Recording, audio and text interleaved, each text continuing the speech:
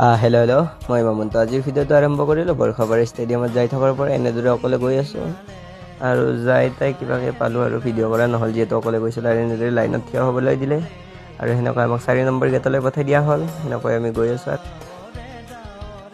যিহেতু জানাই যে ইয়াতে ভলেণ্টিয়াৰিং কৰিব আহিছোঁ, তাৰ বাবে ভলেণ্টিয়াৰিঙত মোৰ পাল পৰিছে যে টিকেটবোৰ চেক কৰিব লাগে আৰু মানুহবিলাকক ডাইৰেকশ্যন দেখাব লাগে।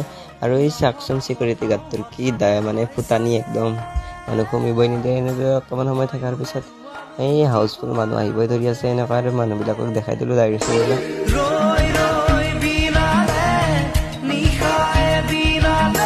যিহেতু চাউথ আফ্ৰিকাই 69 ৰাউণ্ডতে অল আউট হৈ গ'ল, তাৰ বাবে আমাৰ আজি সোনকালে শেষ হৈ গ'ল কামবোৰ।